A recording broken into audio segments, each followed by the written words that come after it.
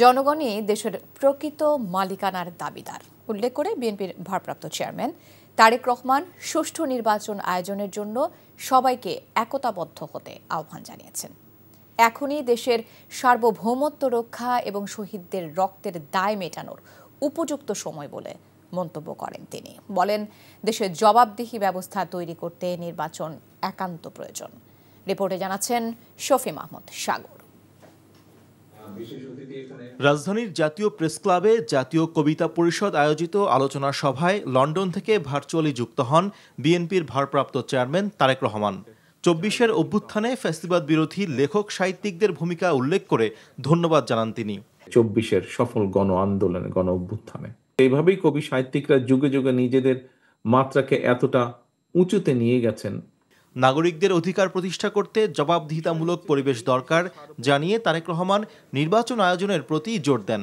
এদেশের মালিকানার একমাত্র দাবিদার এই দেশের সকল নাগরিক।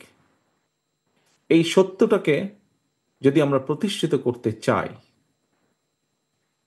করতে চাই তাহলে মানুষের ভোটাধিকারের প্রশ্নে, গণতন্ত্র প্রতিষ্ঠার জন্য, বাক স্বাধীনতার পক্ষে, একটা অবাধ সুষ্ঠু নির্বাচনের পক্ষে আমাদের সকলকে ঐক্যবদ্ধ হতে হবে। অর্থাৎ একটি অ্যাকাউন্টেবল অবস্থা দেশে তৈরি করা একান্তই প্রয়োজন। রাজনৈতিক ভিন্নতা থাকবেই উল্লেখ করে তারেক রহমান বলেন, মতাদর্শগত ভিন্নতা রেখে সুষ্ঠু নির্বাচন আয়োজনের জন্য সবাইকে একতাবদ্ধ হতে হবে।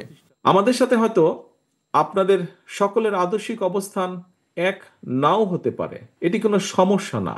এটিকে কেউ দয়া করে সমস্যা হিসেবে দেখবেন না।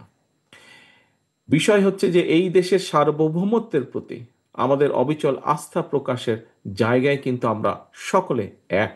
দেশ যাতে কোনো চরমপন্থা কিংবা মৌলবাদের অভয়ারণ্যে পরিণত না হয় সেজন্য সবাইকে ঐক্যবদ্ধ থাকার আহ্বান জানান বিএনপির ভারপ্রাপ্ত চেয়ারম্যান। শফি মাহমুদ সাগর, এনটিভি নিউজ, ঢাকা। বান্ডেল থাকলে প্রতি সেনমানিতে টাকা বাঁচবে। বিকাশ সেনমানি বান্ডেল কিনে জিতুন প্রতি লেনদেনে।